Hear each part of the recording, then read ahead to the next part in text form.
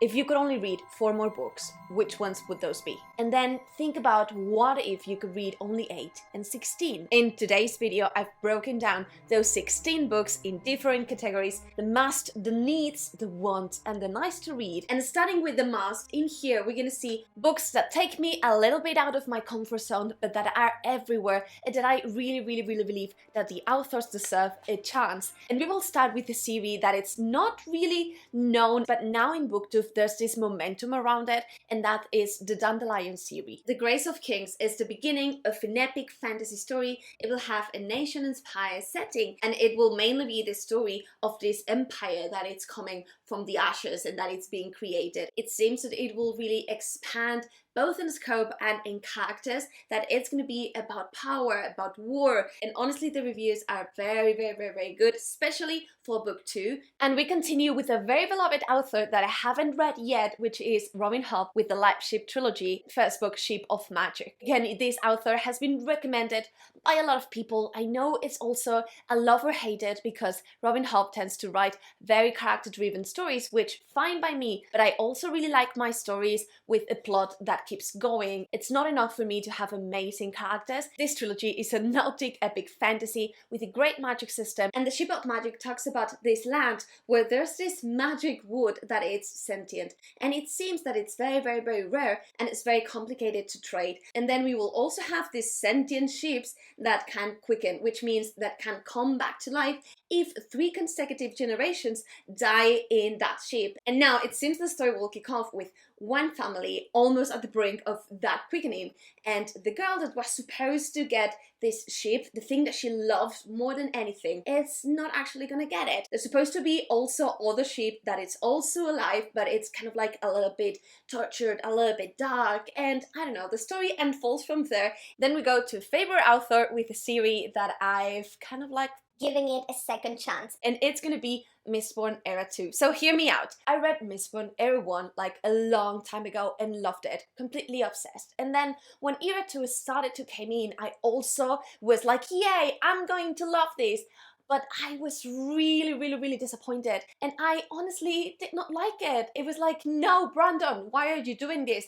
And I actually read first book, second book, but never read the third one. And now that the fourth book is coming this year, I was like, nah, not excited.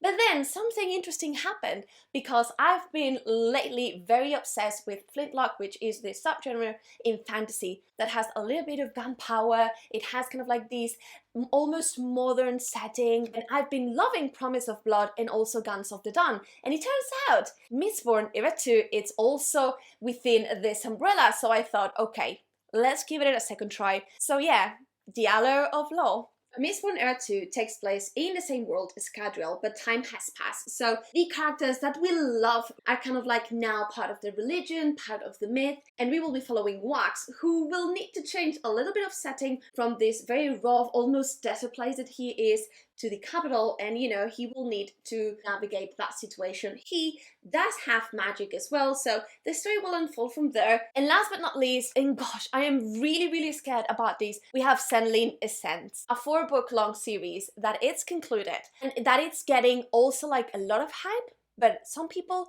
really hate it, and I'm not sure where I'm going to be following. It seems that for a lot of people it's a masterpiece, and I honestly want to see what the fuss is about. And Zenlin Ascends will tell the story of our main man, Zenlin, and he is with his wife in this honeymoon trip going to the Tower of Babel. The thing is that upon arriving, the wife disappears, and from that point onwards, Zenlin will start to travel the Babel Tower in order to find his wife. But in each of the different layers of this tower, different stuff happens, and it seems that, you know, it's almost a labyrinth. I believe that either I hate them all or I really love them. Let me know down below what are the books that for you are a must, like just 4 books for the rest of the year, for the rest of your life. Which are those 4 books? And then we go to the need category. These are books that I really need to read. Like, majority of them are continuations of series that I've already loved, favorite series that are still unconcluded or that I still need to read, and honestly it just bugs me so much, and it's like I really want to get them because they are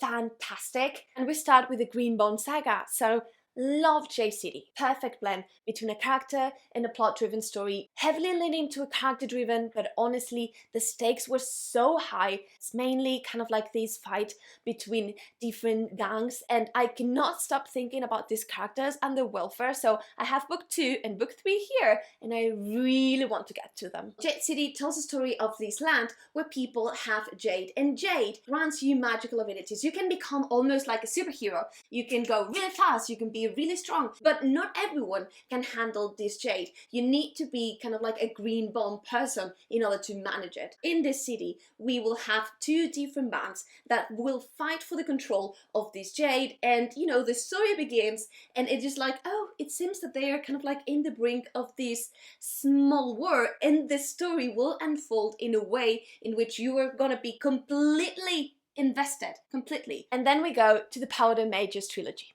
The first book, Promise of Lot, I loved it. It's one of my favorites of this year. It's already concluded. I honestly loved it. It's told under the point of view of 3 different characters. It mainly will talk like the aftermath of an uprising. It really had such an amazing pace. I was all of the time super invested. And Promise of Lot will kick off with one of the characters doing this coup and killing the king. And so from that point onwards, we will be following him as he manages the aftermath of this situation. He plays more people into the throne, and it seems that a bigger threat, a prophecy, it's coming. We will see all the points of view. We'll see also a detective, and also we are going to see the son of this main character that has done the coup, who is mainly going to be preventing this war that it's also happening, because hell, now this kingdom, it's really easy to take, right? No king. And so in this world, magic happens in 3 different types. You can be a sorcerer, so you have a lot of magic, and with one hand you control the movements, and with the other you control the elements. Then you can be a powder mage, and then you can also have a knack,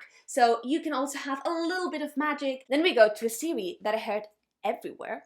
A lot of people was loving it, and I was like, isn't this book like old already? And then I read it and I absolutely loved it, and I was like, okay, I need to continue, and that is Red Rising. This book really found the perfect beat for me. The characters are very grey, but you know, it has this kind of chosen one trope that I absolutely adore. And Red Rising talks about this society where people are color-coded. So we have the Reds, which are kind of like the slaves, then we have the Greys, which are the police, and then at the top of that chain we have the golden ones. These people that are better intellectually but also physically. And the story kicks off with our main character being one of the Reds, and he finding himself in a terrible situation that will trigger a set of events that will change not only him but the destiny of this whole society. And we finish this category with the only series that it's unconcluded, and that is the Aurelian Cycle. So I really need to read Fury Song. It almost feels that I've been waiting for this book like months, and I'm not sure how I will be recovering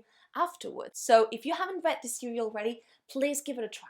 And Fireborne tells the story of this society where the Dragon Lords were leading, and it seems that they treated very badly the people, and one day these people generated an uprising and killed all of the Dragon Lords and the majority of the dragons. And the story will kick off with 2 main characters, both orphans from this event. Our girl, it's an orphan because the Dragon Lords killed all of her family, and then the other one is the heir of the most powerful family of Dragon Lords. And both of them right now have grown up being friends, and they are kind of like facing a set of tournaments that are about to start to see who is going to be leading the fleet of dragons that remains. Then we go to the one category. These books that I really would like to read are books that I've been hearing a lot of good things and that I have in my TBR like from a long time, or new releases that I really look forward. And we start with City of Brass, so the Daevabad Trilogy. So many good things about this book. Great characters, that the ambience, it's fantastic. It's set in this almost Arabian setting, and that honestly is a favorite for a lot of people, almost a classic in booktube already, and I'm missing it, so I really want to read it. And the City City of Brass will tell the story of our main girl, who is a little bit of a con artist. She does not believe in magic, and one day she will discover this gene, and together they will start this quest to the city of the gene, and it seems that the story unfolds from there. It's supposed to be full of magic. And then we go to the Final Strife, a book release from this year that it's getting amazing reviews. It's supposed to be very plot driven, but it will have different points of view, so hopefully we will get this beautiful blend that we like. It's gonna be a set of trials, there's different types of magic, and we will have a society that is divided in different layers. Then we have Magic Steeping Poison, which is at the beginning of a duology. It has an Asian-inspired setting, which is my favorite, and it seems that the magic system in this world will be based on a tea. And the story will kick off with our girl being the responsible of her mother's death, and also it seems that her sister is about to follow that path as well because of a very poisonous tea that she has brewed. And so our girl will do whatever it takes to try and save her sister, and it seems that the best way to do it is to gain the favor of the Empress. And last but not least in this category, we have Babel by R.F. Kuang, the writer of The Poppy War. And so this is a new release of this year, and it's getting fantastic comments so far. It's supposed to be a very political dark academia story that it's very, very low on magic. Okay, time check. What are those books that you would read if you could only read like 4 or 6 books? Let me know down below. And last we get to the nice to reads, those books that are not in the top of my list but I really want to get because I've been hearing that are phenomenal and I really feel that are going to be 5 stars for me. And we start with Half a Soul, a book that has been recently recommended by Elliot Brooks as well as Jessie May. Both have loved it. Both said that it's a happy and a cozy read, and it's really given me House in the Cerulean Sea vibes. So then we go to fantasy romance series that it's been hunting me since the beginning of this year, and it's the Zodiac Academy. I've read so far 5 books this year, and this year the series is going to be concluded. There's going to be 8 books. It talks about very powerful fae. It's a bully romance, which initially not my cup of tea, and I needed to take a break, but I'm ready now to get into the story again and to keep seeing our characters. And Zodiac Academy tells the story of 2 twins that are discovered to be very powerful fae. They live in the human world, but then one day they get kind of like dragged to the fae world, to this Zodiac Academy to be trained. When they get there, they discover that they are the heirs of the throne, but now the power has been rearranged and there are 4 different houses that have the power. Each of these houses represent a different element, so fire, water, air, and earth. Our girls will need to find and tame their powers and also, you know, live in this world where they are very, very bullied. I need to say this is also very engaging and there's so much pain with this series. Then we get to Aurora Rising, a young adult sci-fi fantasy story that wants to be almost like Guardians of the Galaxy. It's supposed to be light, plot-driven, to have banter and a lot of family-fun vibes. And it tells the story of our characters that are set on space. They are on this ship, on this mission, and one day they get this special mission of retrieving a girl that is supposed to be a little bit lost. And the things that will trigger from that event seems to change what they know. A war is supposed to be almost brewing there as well, and our characters will need to navigate all of that situation. And we conclude this list with Wicked Fox, an Asian-inspired duology that I've been hearing incredible things. It's a young adult story, surprisingly emotional and very plot-driven. Wicked Fox will have a little bit of romance as well as a lot of folklore, and I've heard that the ambience is fantastic. It will be this girl, half woman, half fox, and one day she will get discovered and she will do whatever it takes to avoid herself to get killed. And that was it for today. I really hope you liked this video. If you did, give it a thumbs up. If you want to see more videos like this one, click that subscription button and let me know down below what are your books or what are your thoughts around these books. I'm really happy whenever I see a comment and I cannot wait to chat.